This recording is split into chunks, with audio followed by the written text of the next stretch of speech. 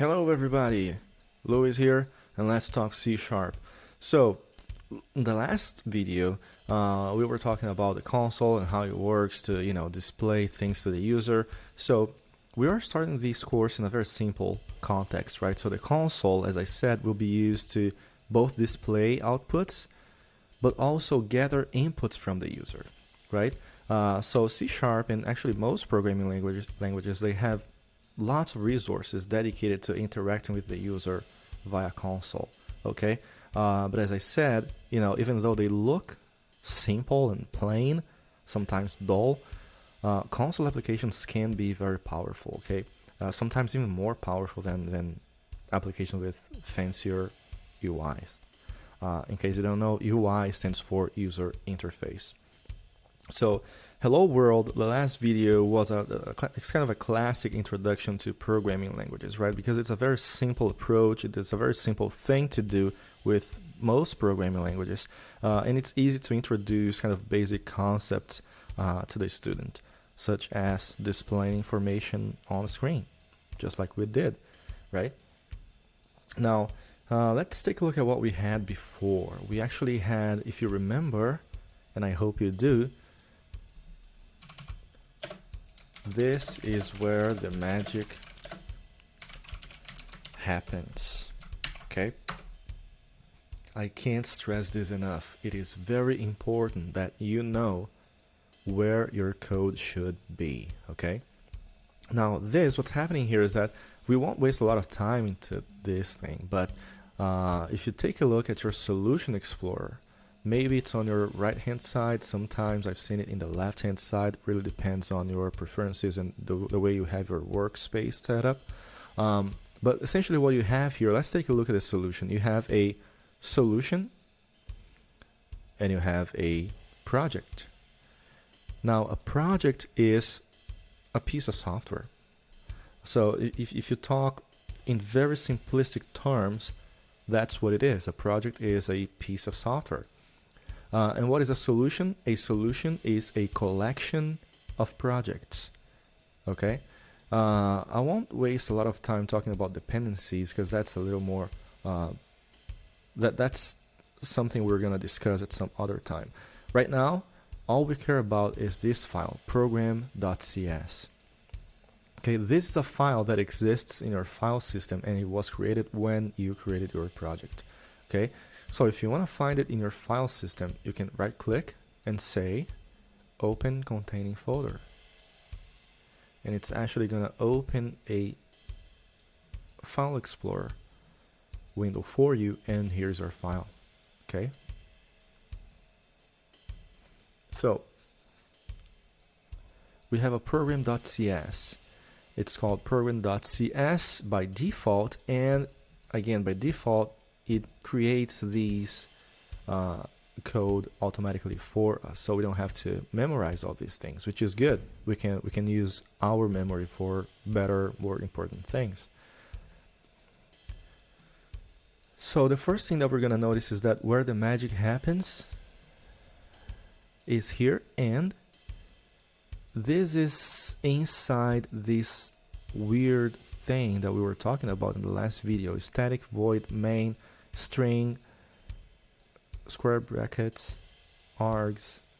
So what are these things? So this is a method, and this is all you have to know for now. Okay, so we'll discuss methods later on in the course, but for now all you have to know is that static void main string square brackets args, that represents a method.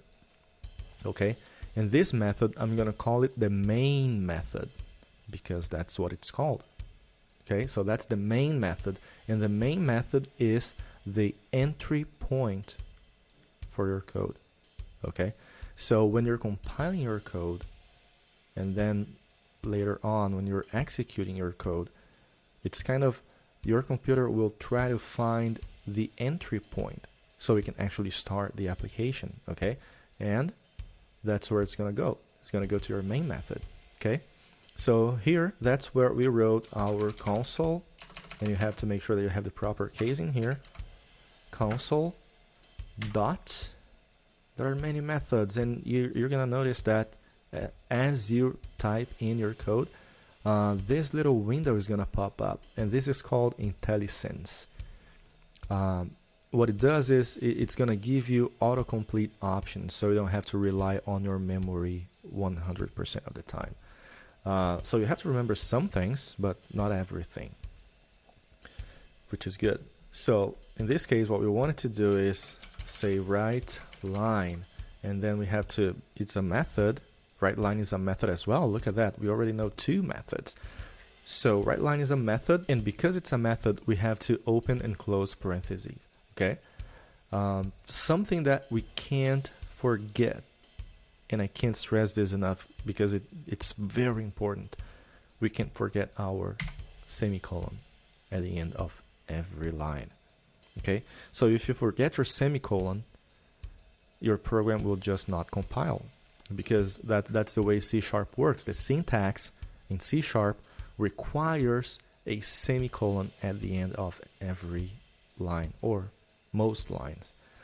Why do I say most lines? Because you can see that I don't have a semicolon here on these after these curly braces, right? So when it's actually code, when we're talking about actual lines of code, you're gonna have to have your semicolon there. So here's my console.writeLine, and if I run my application now with my Control F5, what am I gonna see? What's your guess? Well, I don't see anything. I mean, you see these things, but this is not important. You can just ignore this, okay? I don't see anything. And that's because, again, you told the console to write a line, but you didn't say what the content of that line is. So let's add a content to it. So this is my new C# app. Okay, so from here I'm gonna save Control S and Control F5. And now it runs, and there you go. This is my new C# app. Awesome, that's exactly what I was looking for.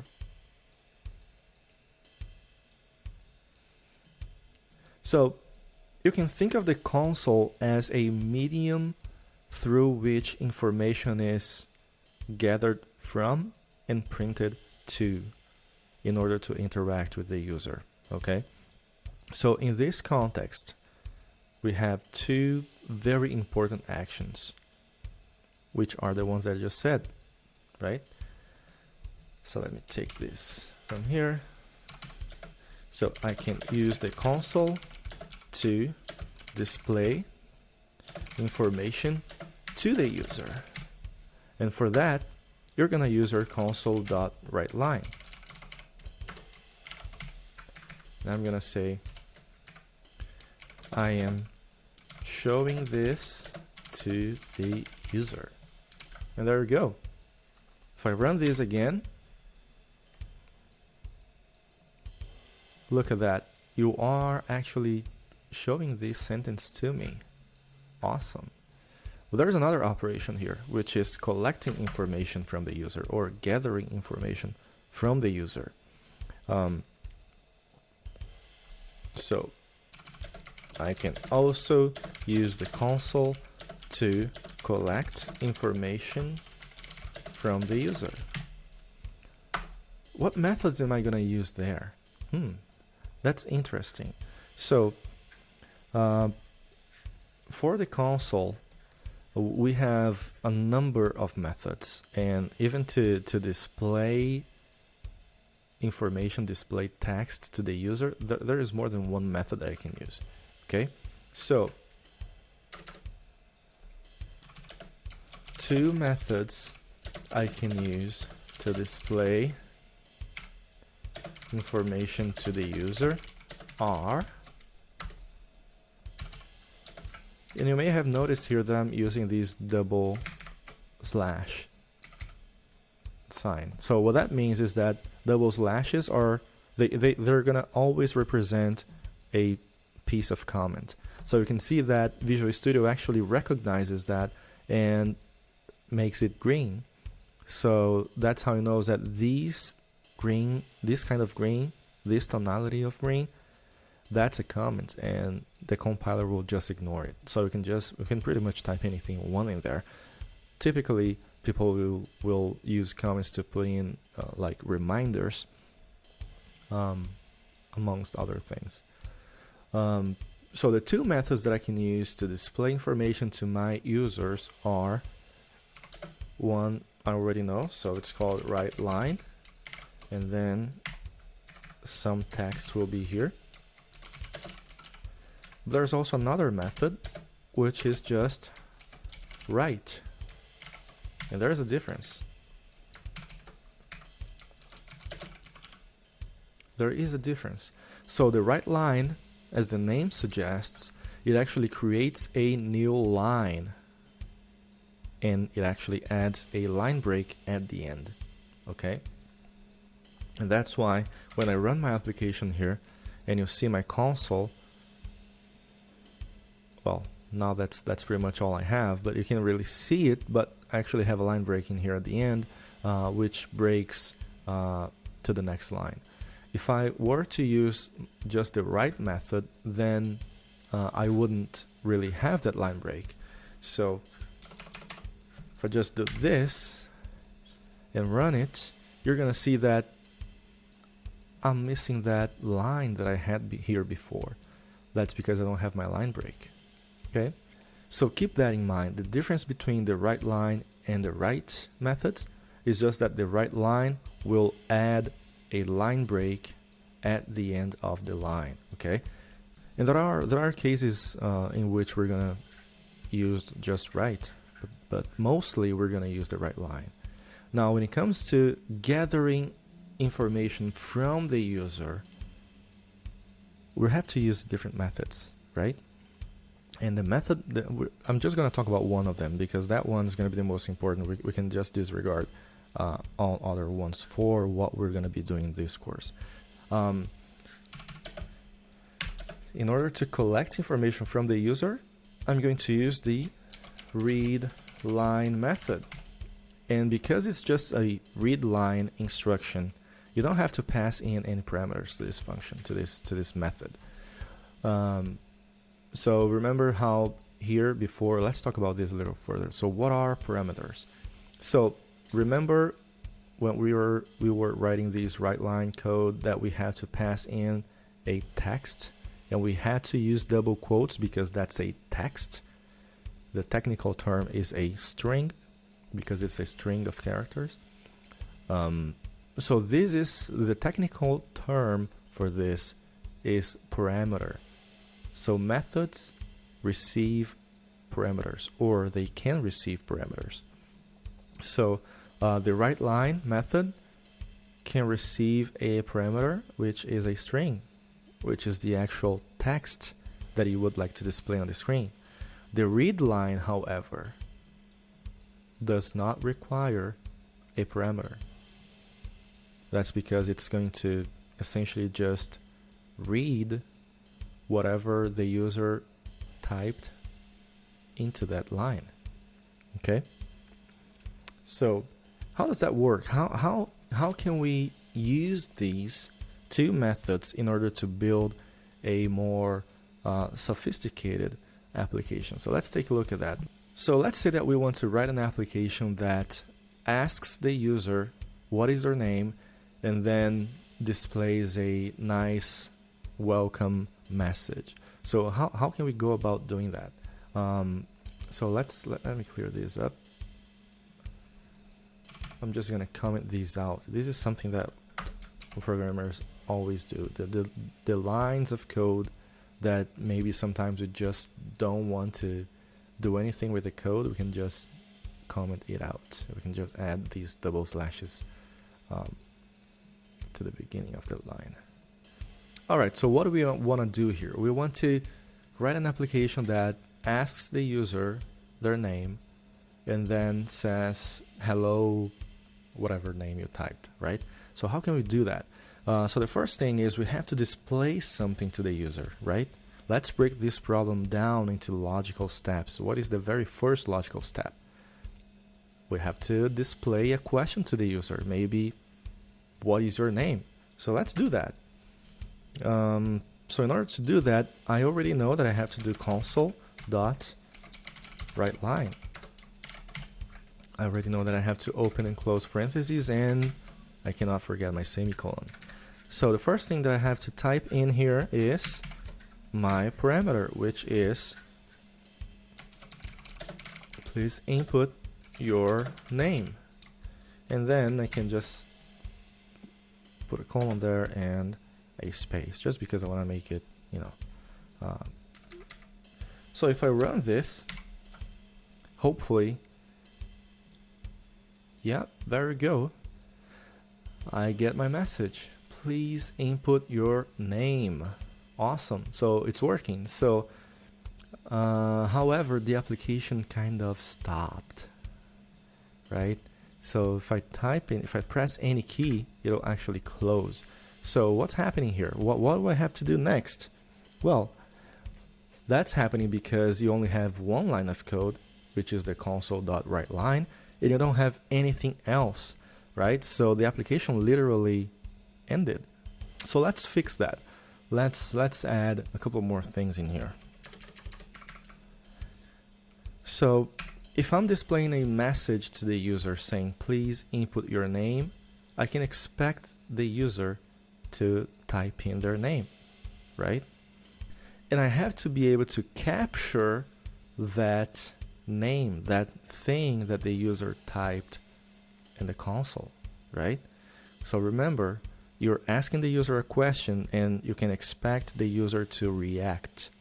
And this reaction will be, well, the user will type in their name. So we have to grab that.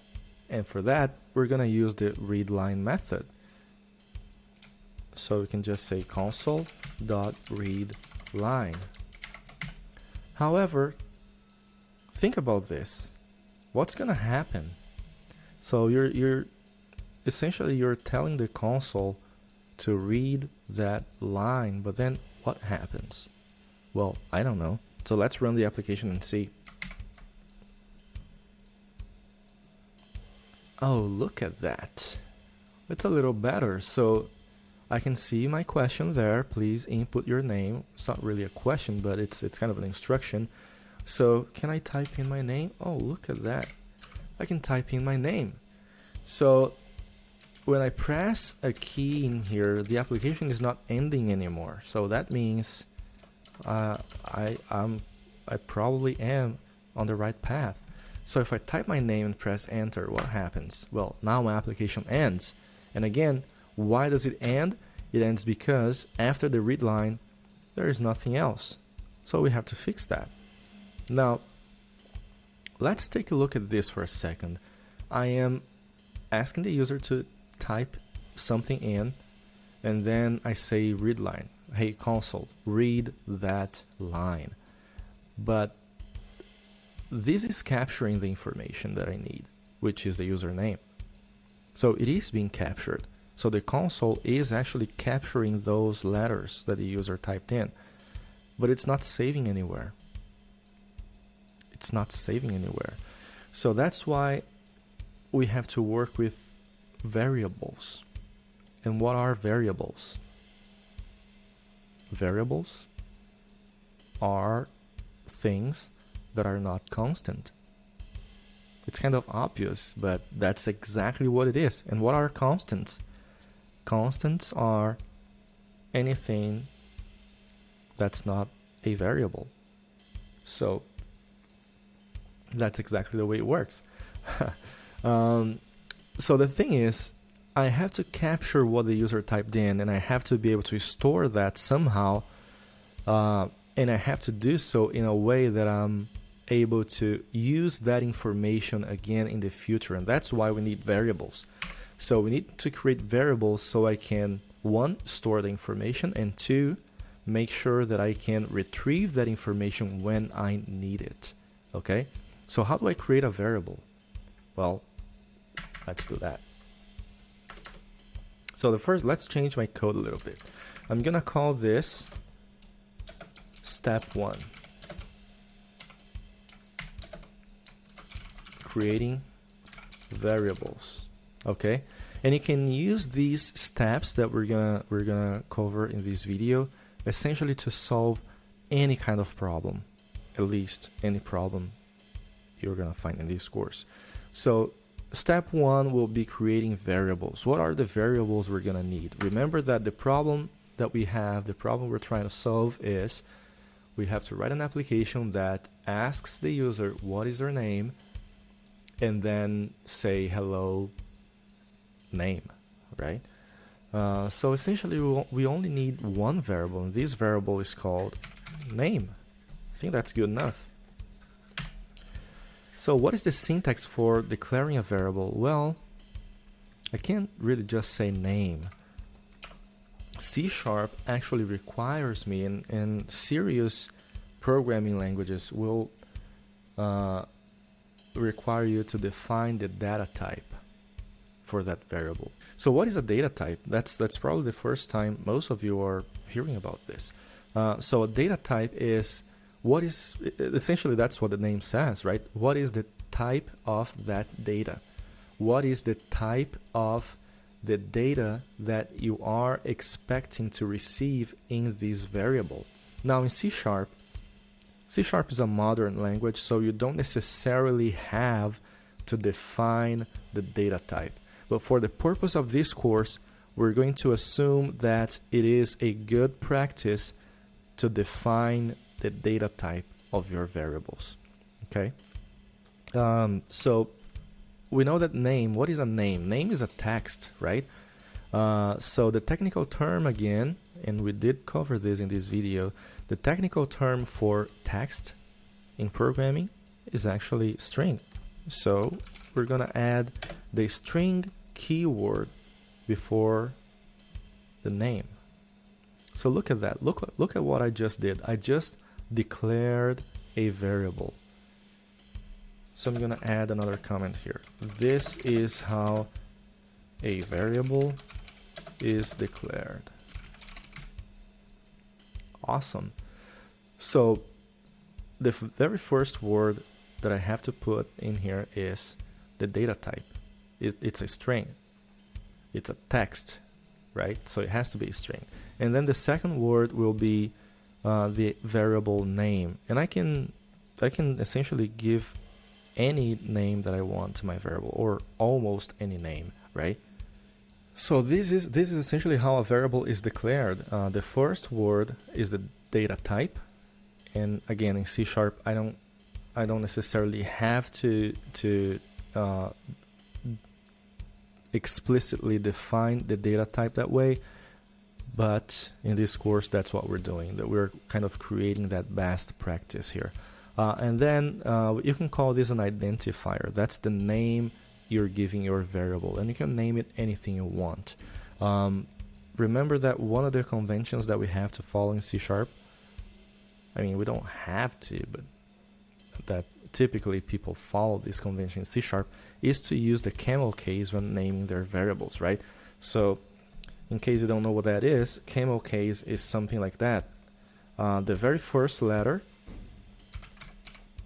of the first word is lowercase, and then for every new word it's going to start with an uppercase. So name, so just for an example here, name the user typed in. So take a look at that. So that's camel case, right? And that's what we're going to use for variables. Now for methods, you can see that we're using something different. It's kind of similar because every word has their uppercase letter.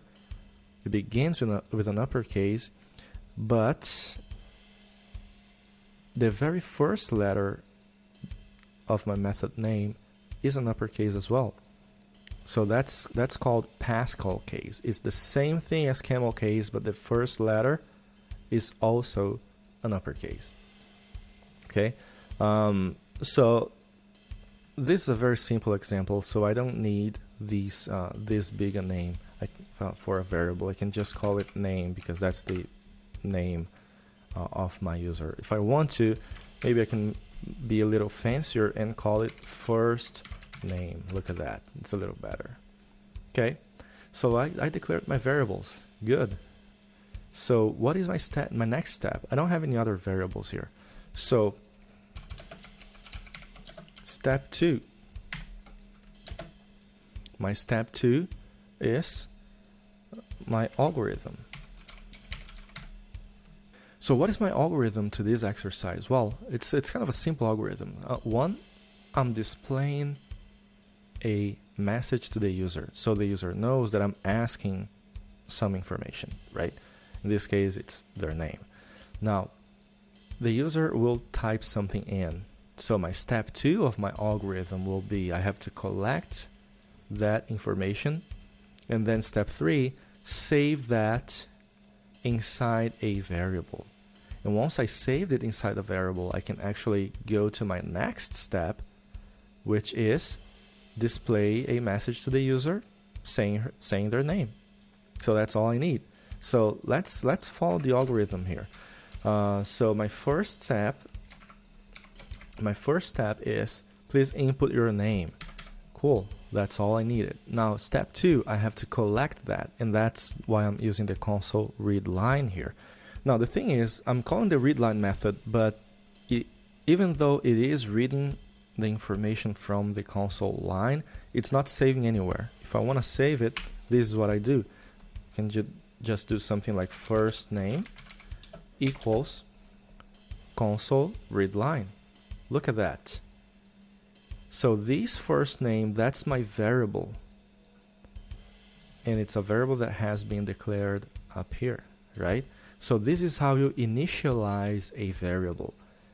So these are two different things, right? A variable can be declared, and this is how it's declared.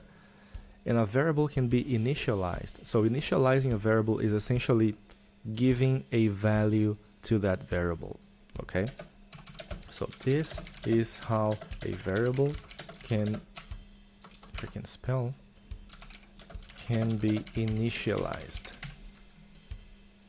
Okay, so you're assigning a value to this variable. So what's happening now is that the console is reading the line the user typed in, and it's going to save that information into my variable called first name. Okay, so that's the syntax. So whenever you see a variable name and then equals and then something, that is an assignment operation. Okay, so what you're doing is you're grabbing that value on the right hand side and you're saving that information inside the variable name, the variable defined on the left hand side. Okay, that's how it works. So from now on, from this point on in my code, anytime that I need to use the information that was saved inside my first name variable, I can just say first name, and I'm gonna prove that to you. Okay, so I'm gonna do console dot write line. There you go, my IntelliSense kicked in, and I'm gonna say I have to pass in a parameter here, so I can just say first name. Look at that, I don't have to type in things with my double quotes in here anymore, because now I have a variable. So I can just pass that variable as a parameter to my write line method. So let's run this. Let's see what I get.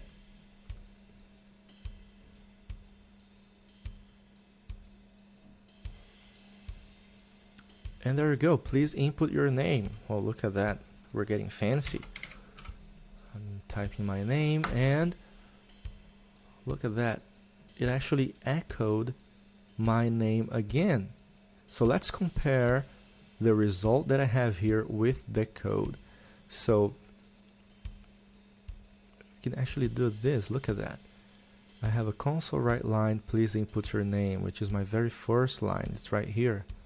And then I have a console read line, which reads whatever I typed in and saves it into my first name variable. So I typed in Luis, right? And then in my next line, I have console.writeLine, and then whatever was typed in the line above. And then it's gonna print that information onto the console. Look at that. So it works. We are making progress, and I can essentially just type anything that I want, right? I'm gonna prove that to you as well. I'm gonna run my application again, and I'm gonna say I can type anything in here and press enter, and look at that. It just echoes whatever I typed. Cool. So this is, we're very close to a solution here. This is almost what I'm looking for, right? Except, well, I don't want to just display the user name. I want to maybe say something like hello name, right? So how do I do that? Well, for that, we have to use something called a string manipulation. And there are many ways that we can manipulate a string, okay? So the first way is to use a technique called concatenation, okay? So what is that? So we essentially grab different pieces of string here and there, and we just put them together, all right? So that's what we're gonna do here. So let's take that out. We don't need that. So we have my console write line.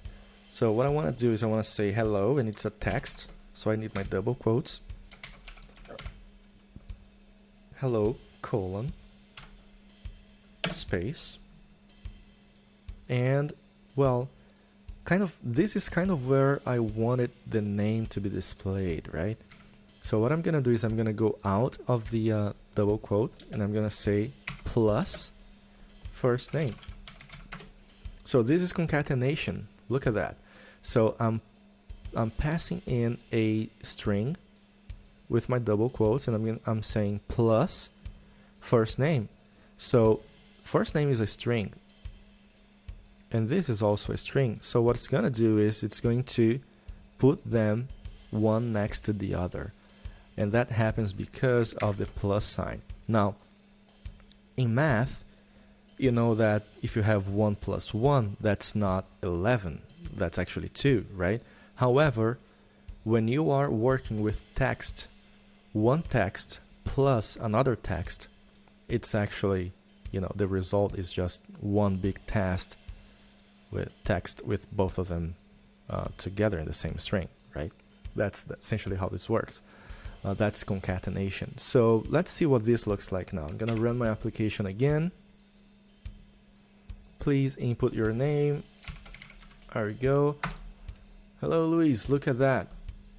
Look at that. I guess that's the solution we were looking for, right?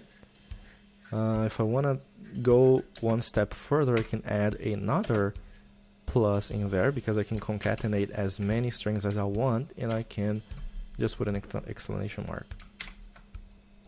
And if I run this again, please input your name. Hello, Luis. Look at that. It works. So that's exactly what I was looking for, and it works. Perfect. That's just amazing.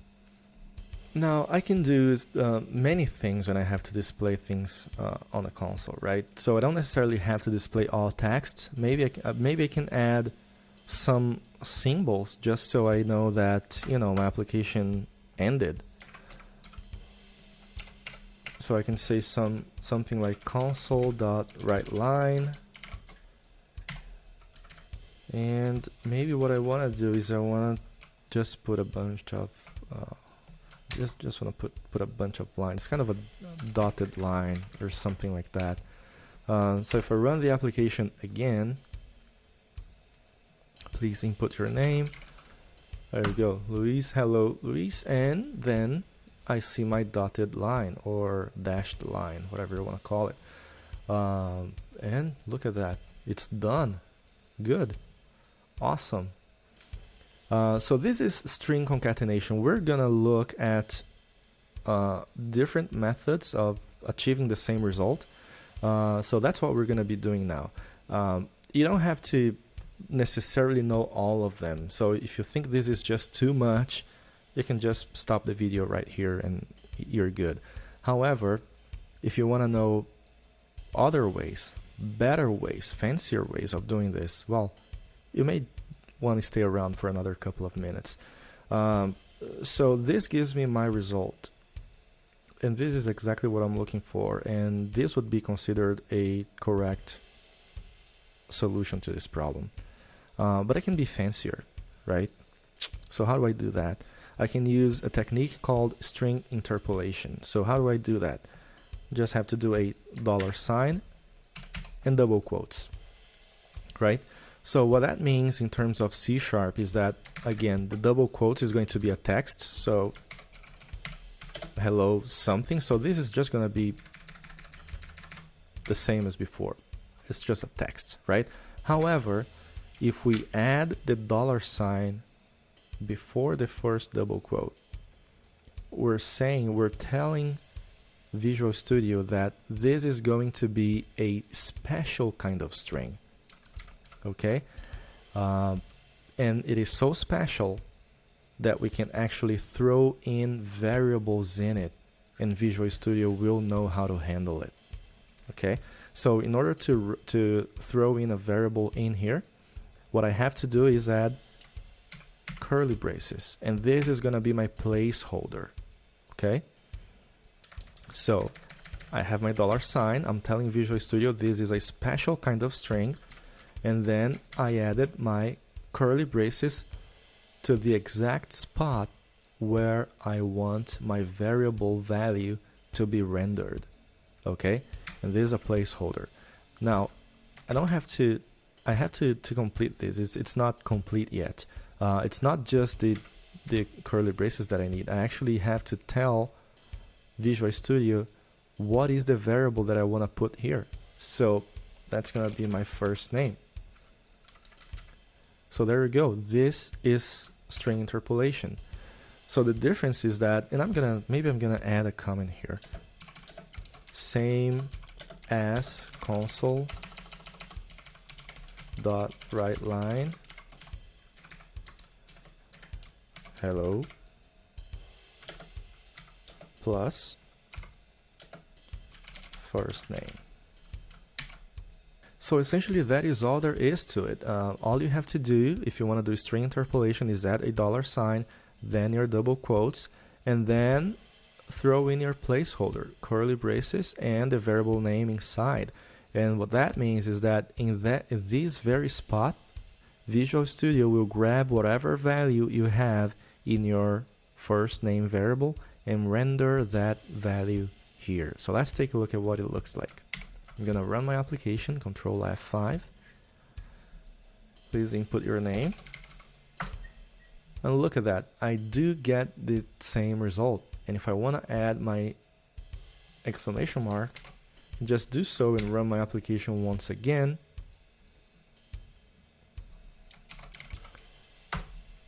And there we go, I get the exact same result. So perfect, we're making progress here. So that's it for this video. I'll see you guys next time. Cheers.